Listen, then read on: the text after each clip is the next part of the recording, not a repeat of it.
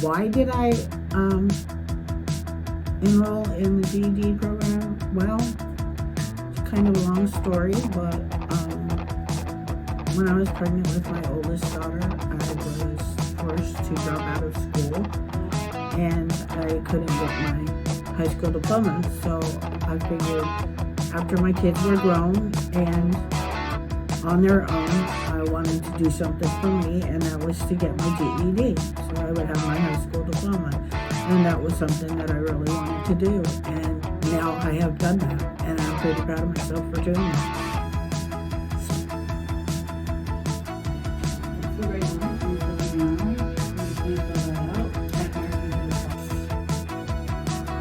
What kept me going? My kids, number one, my sister, but I think most of all, my teachers and my counselors kept me going. So,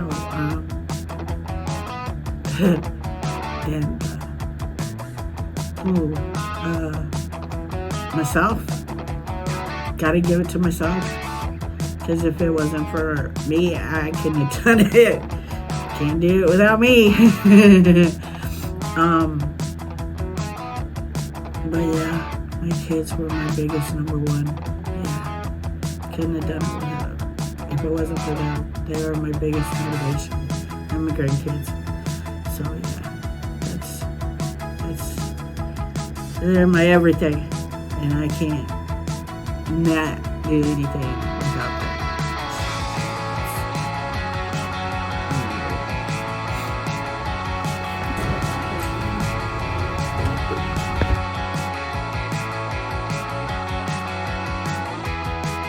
A lot of things that I had to sacrifice for my kids, that a lot of people don't know. I worked many nights, overnights, while the kids went to school. I had to sleep during the days while the kids went to school, and when they came home from school, I would cook them, make sure their dinner was ready for them so that they could eat. I'd do their homework with them, and then I'd go back to sleep for a little while till it was time for me to go to work and start the day all over again. And then when my kids got older, it was time to focus on me. And that was a big part of the reason that I wanted to get my GED. So that's why I went back to school, and that's why I got it. It kind of scares me a little bit that I sacrificed so much, but in a way, I'm pretty proud of myself. Life after graduation.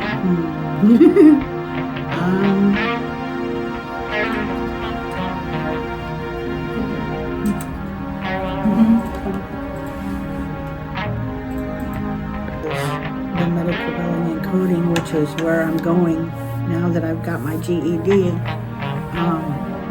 I don't have to do it. I chose to do it. I was a nurse for many years. I worked for a hospital back home in Colorado. I was also a CNA. And after being in a wheelchair, I can't be a nurse anymore. Plus, New York doesn't recognize my nursing license, so I would have to go back to school anyway in order to get a nursing license here. So I chose to go and do this to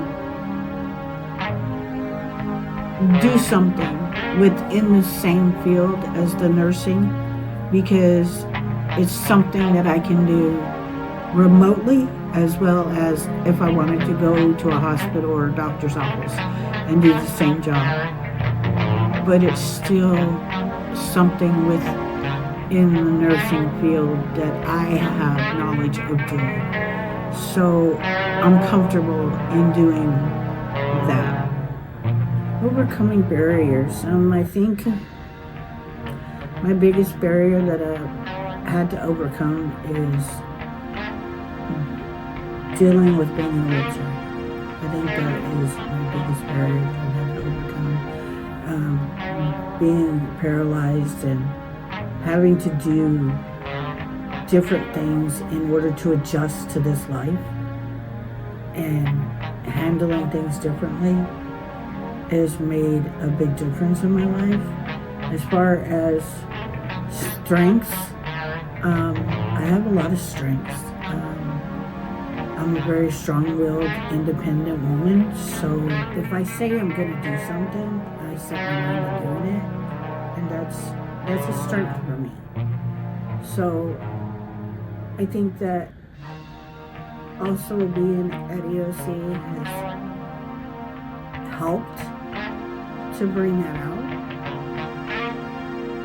but it's just made me that much more stronger, and I can just be grateful that I've been given that opportunity. How did I hear about the program? Actually, my best friend Brenda Olson used to volunteer at EOC, and she was in a typing program many years ago, so I took the typing program then when she was at the program, and then after she left, I decided that I was going to come back and get my GED formally after a couple of years, and I started back then to go through the process to get my GED. And I don't know if I could have done it without the EOC. Hi, my name is Samora, and I recently finished the GED prep program.